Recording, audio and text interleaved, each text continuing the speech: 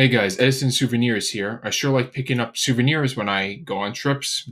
PWCC was no different. The November PWCC box just wrapped up, and I picked up 52 souvenirs per se from the experience. And we're going to go over all of them in this video and just talk about my general thought processes. I recorded this video once, but it was like 40 minutes long. So I really want to cut this down to be actually digestible, not just me rambling. And for reference, like this stuff that I bought was mostly just Japanese Delta species stuff. I would say 95% was exactly that. And we're going to see here, I paid $14 for this Heracross Delta species, 15 for three different Omnistars in an 8.5.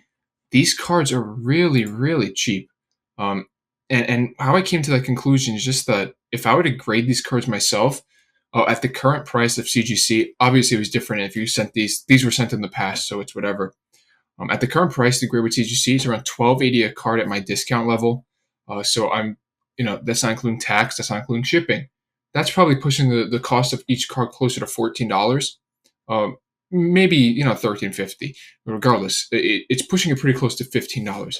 And these cards are hard to come by in this condition. Like the Omnistar, I was searching this earlier. Tons listed. We see some familiar sellers, but they're right around like that $5 to $6 range. Typically, you'll see them sell for. That seems cheap, and you're like, okay, you're not really getting a margin there. But if you click those listings, $5 to $6, those are played cards. I'm picking up near mint pluses, which I consider near mint plus to be at $15. That's so cheap. Like an actual copy raw in Japan for this, if I went to like a card store online, probably $10, $15 all day. Just sits there. That's probably what it cost me to buy them. And like if I grade them, I'm over $25 a card. But for $15, like come on, that's pretty much price of grading for me. Armaldo Delta species 8.5s. I think the thing that was benefiting me here is 8.5s are kind of in like a lull. People don't know how to price them, and people don't really know how to value them because it's not like P.S.A is really grading a lot of 8.5s. BGS 8.5s don't really go for much, but I think a CGC 8.5 is a strong value buy right now. Lily, these are all from Holland Phantoms too, $15 each, all first edition. And for reference, you could pull up the pop reports. I did this after the fact, not in the moment. But a card like Almaldo right here. Let's see, a card like this is 3 plus 10, 13 copies graded on CGC. Majority of them are 10s. None of them are below 9, so I guess I'll have the first cards in that condition to be sold. Almastar right up here. Sorry, Almastar. Total copies 15 graded. Similarly to the Armaldo, the Lily, low population count. And this isn't to say population is how you should determine rarity. I'm just using it as a reference point to understand like these cards are hard to come by graded. And if you search on eBay, any given point, I realistically think when I end up listing these, I'll be the only person selling a lot of these cards graded. It's hit or miss. You can find unpopular cards like that. Like, say you have a Jungle, Pikachu, P.S.A, CGC, like 2 or 3. Yeah, sure, you're the only person with that card in that grade for sale. But doesn't actually mean there's any inherent value. But I think this Delta species stuff has inherent value because I know how hard it is to come by in Japan in raw condition. Most card shops that I search for this stuff sold out. They have the early Fire Red, Leaf Green, Ruby Sapphire stuff. They have the later Diamond Pearl stuff. They don't have a lot of Delta species stuff from this era. It's just hard to come by. Meganium right here, $8. And you'll notice with a lot of these too is how off-center they are. And this was a motivator for why I purchased them. A lot of these Delta species hollows, you can see it with cards even like the Delta species Gold Star Charizard. They're really off-center. They're shifted. So they're getting killed on centering grades, but the cards themselves are mint. And I realized, like this one, relatively bad corner right there. But I kind of just realized that these cards were grading probably half a point to a full grade lower because the centering was so poor on them. And for me, that doesn't matter too much because like if I bought them at a card store per se, or if I bought them from a random Macari seller, I couldn't really check the condition well, and I couldn't really tell the centering if it was a stock photo. So this is great. I was so happy with what I purchased, and this one was kind of like an anomaly. It was just an Urshifu V alt art, whatever. It's a single strike Masters alt art, $21. This card sells all day raw for 27. This card sells pretty consistently in Japan for the mid 20s. So, if I really wanted to, I crack this out. I can make more money selling it raw than I paid for it graded. Or I could just sell it as a graded card, and I think it's probably worth like double what I ended up paying. This is an example of a EX card. I graded a bunch of these in my January submission to CGC. They were low grades. I paid $22 for this 8.5. That's amazing to me. A Flygon EX Delta species for $22. I think I sold I think I had a CGC like 5.5, 6.5 around there. I think I sold that for around $40, $35, $40. So I almost half of what I sold that one, 60% difference there. This Karen's Conviction, that's another card that sells for that all day raw. I picked it up, graded copy up for that price. And we'll just see that's the consistent thread with these Delta species is I was kind of aware because I've been searching for these cards a lot in Japan. So I knew what they were selling for and how hard they are to come by in this, similar condition to this raw. So just to me, like I'm pretty much paying close to what these would go for raw, and they're already slabbed.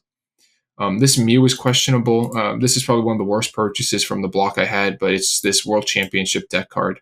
It's very much junk. And in hindsight, I would not bid on that. And I mean, this was definitely bad because the other 8.5 went for much cheaper, and the 9 even went for cheaper than I paid. Latias, just a popular card from the set. 9.5s. And you'll notice too, if you search for a lot of the Delta species Japanese cards, it's what we call a hockey stick in price. It's where, 7, 8, 9, if you can see my hand, they're like a pretty consistent linear pricing movement on them for how one grade goes to the next if you have to price it out. But once you get to a 10, it literally just spikes up. And it's completely like separate from like the 10 price for a lot of these cards is insane. So expensive. Like this Lily in a 10 is probably close to like $150, $160 card. Just because it's fairly low population and it's hard to come by. Because I mentioned they're all mostly off center. So I paid $25 for a card that in a P.S.A. 10, which I think these have the chance of regrading if I choose to go down that route, is like 5 times the price. These are more popular Pokemon. We're getting the more popular ones: Nidoqueen, Kingdra, Nidoking, just really nice artworks. This is one of my favorite Nidoking arts. This is one of my favorite Kingdra arts. I have this Nidoqueen in English that I've been picking up, the grade. Just really cool cards. And we look here, I picked up 2 Nidokings for $26. I found one that had sold on eBay. We see that they're around like $10 typically raw. So I pretty much paid that card plus grading fees for it. And look right here, PSA 8 a month ago sold for, I believe this was a best offer taken. I think they accepted $120. We can click it, hasn't been relisted. This is a pretty big store. So, I mean, I paid 5 times less than around 4 times less than what a recent sale was for it. But, different grade, you can have your prejudice or preference, but I think that's just a smart purchase in my mind. Yeah, just more Delta species, just slow, gradual movements in price that I determined were worth it. This Noivern, another card, sells for more the raw. I paid $20. I paid more for my copies of this card raw on release to grade that I picked up this 9 for. That's great to me. This Ludicolo 9, one of my favorite Ludicolo artworks, just because I think it's so funny. I think he's a funny Pokemon to begin with, but $29 for the 9.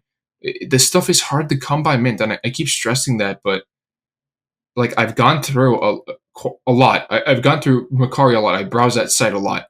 You mostly see old back, and you mostly see modern. You very rarely see mid-era stuff, mid-2000s, and even more rare is Delta species hollows in good condition. They're all mostly trashed. And yeah, this Blastoise right here, paid $34 and $31. There was even more that I missed out on. So a 9 typically sells for around $200. A 8's like $100. I mean, these are great prices. Like this was all stuff that I consider fairly niche. This stuff was pretty much a sandwich in between a bunch of other listings. It's all mid-era stuff. It was in the middle of like a 250 plus page auction. So it makes a lot of sense that some stuff ends up getting lost. So like I'm just happy with what I bid. Like this Raichu right here, $38 for a 9. I'm guessing I would probably pay $30 for that card raw in Japan. So at $38 less than what I could get it for, or even if it's at cost, I think that's just a good price because a card like that shouldn't be that low. A 9 in a Delta species card. The Evolutions were a little bit more expensive. A really nice one, I think, is this Pidgeot. $48 for a 9.5. That say what you want. That might be a PSA 10, but this card I've seen PSA 10 sell for over 200. I paid $48. This is a pretty cool one. It is just a hollow Mew from EX Legend Maker. This is English, obviously, but another card I saw recently was selling for $100+. And the final kind of cool one is maybe this. The final kind of cool one is probably just this. We could look at Battle Road Deoxys. This is a qualification prize card from 2006. Just cool. Like, this is another card. It's fairly niche, but I knew that it was selling for over 100 on eBay. And for reference, I made a spreadsheet here going over some cards. I total everything up just so I get a reference. It's much easier to list this way too for me. So I have the price paid for everything at the bottom at $14.87. This is what I paid from PWCC. Then in this column, I have the expected values.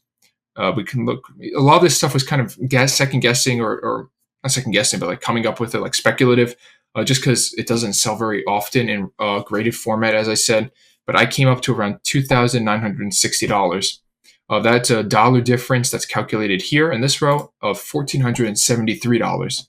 And then I also do a percentage difference. This is done by taking the dollar difference divided by the expected value. So we see that I'm averaging around a 50% difference between, my average is 49% difference between what my expected value is and the value that it's sold for on PWCC. I think this is a pretty good metric just to have at the end. My sales minus eBay fees, that's my expected prices that I'll sell for, minus the 13% eBay fees, 2,572.